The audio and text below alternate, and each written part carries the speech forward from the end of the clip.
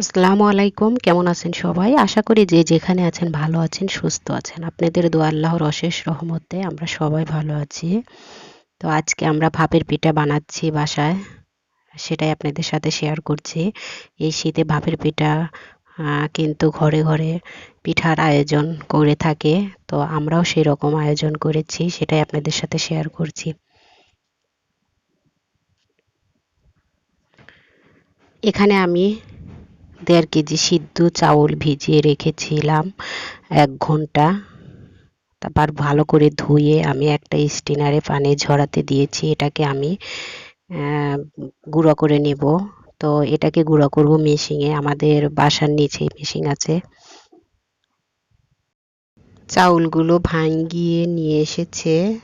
গুঁড়ি দেখতে পাচ্ছেন, এটা দিয়েই আমি পিঠা বানাবো। এখানে আমি চাউলের গুঁড়ি নিয়েছি একটা নারকেল কুড়িয়ে নিয়েছি। আর এখানে আমি খেজুরের গুড় ডিমাটা ছোট ছোট করে কেটে নিয়েছি। আর এখানে ছোট ছোট বাটি দেখতে পাচ্ছেন, এগুলো আমি পিঠা বানানোর জন্য নিয়েছি। আর এটা একটা ঢাকনা, ছোট পিঠা বানানোর পাতিলের সঙ্গে কিনে নিয়ে আসা হয়েছে। আর এটা সুতি কাপড়।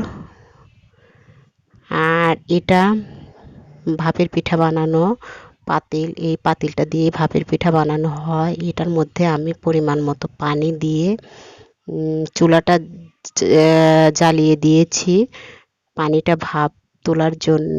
আর এখানে আমি গুঁড়িটা মাখিয়ে নেব।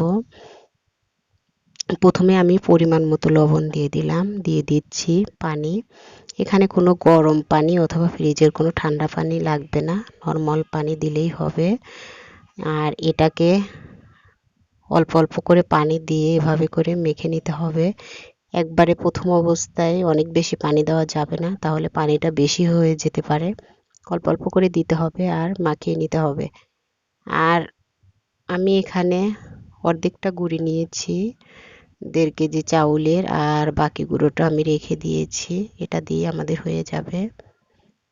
আর আমি সব সময় সিদ্ধ চাউল দিয়ে ভাপের পিঠাটা বানিয়ে থাকি। সিদ্ধ চাউলের ভাপের পিঠা খেতে দারুণ হয়। আর পিঠাটা অনেক সফট হয়, ভালো লাগে তুলতুলে। আর আতপ চাউলের পিঠা বানানো যায়, আসলে সেই পিঠাটা একদম শুকনো খড়খড়ে হয়, ভালো লাগে না খেতে। এই জন্য আমরা সব সময় সিদ্ধ চাউলের ভাপের পিঠা বানিয়ে থাকি।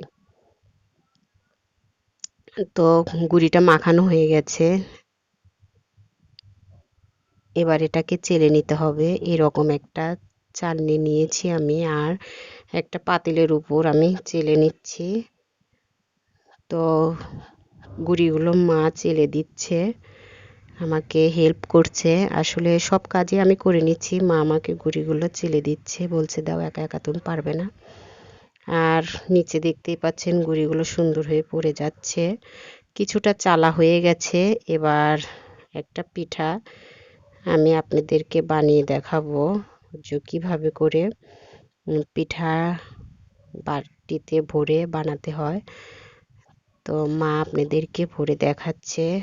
আসলে প্রথমে গুঁড়ি নিয়েছে, তারপর দিয়ে দিয়েছে গুড়, আবার তার উপরে দিয়ে দিচ্ছে নারকেল।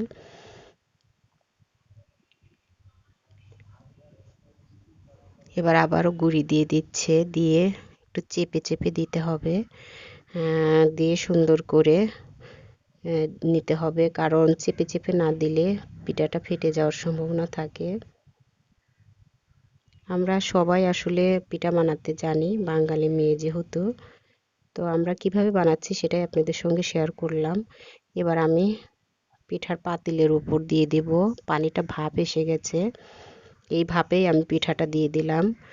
এবার কাপড়টা সরিয়ে দিচ্ছি, দিয়ে ঢাকনাটা তুলে নেব। ঢাকনাটা তোলার আগে এরকম করে একটু টোকা দিয়ে নিলাম, যাতে করে পিঠাটা ঢাকনার গায়ে লেগে না থাকে, সুন্দর করে খুলে আসে।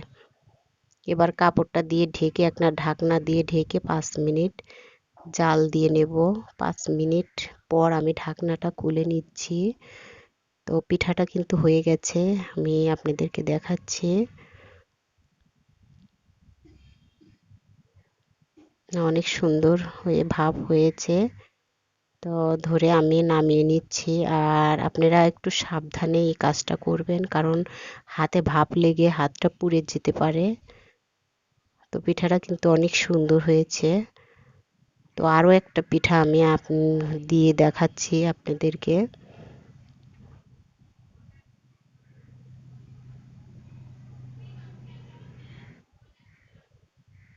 তো এভাবে করেই আমি সবগুলো পিঠা বানিয়ে নেব। আর আপনারা যারা সিদ্ধ চাউলের দিয়ে ভাপের পিঠা খাননি, তো একবার এভাবে করে বানিয়ে খেতে দেখবেন, আসলেই অসম্ভব মজার হয়। সিদ্ধ চাউলের ভাপের পিঠা খেলে আর কখনো আপনি আতপ চাউলের ভাপের পিঠাটা খেতে চাবেন না। একদম অন্যরকম একটা মজা লাগে, সেটা আসলে বলে বোঝানো যাবে না। আপনারা বাসায় রেডি করে খেয়ে নেবেন।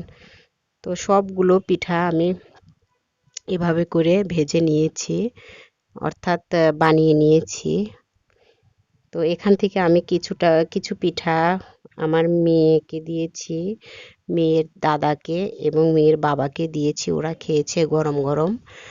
আর আমার আজকের এই পিঠার রেসিপিটা কেমন লাগলো আপনাদের কাছে অবশ্যই কমেন্ট করে জানাবেন। ভালো লাগলে একটা লাইক দিবেন, ফ্রেন্ডস অ্যান্ড ফ্যামিলির সঙ্গে শেয়ার করবেন, আর সাবস্ক্রাইব করে আমার চ্যানেলের পাশেই থাকবেন।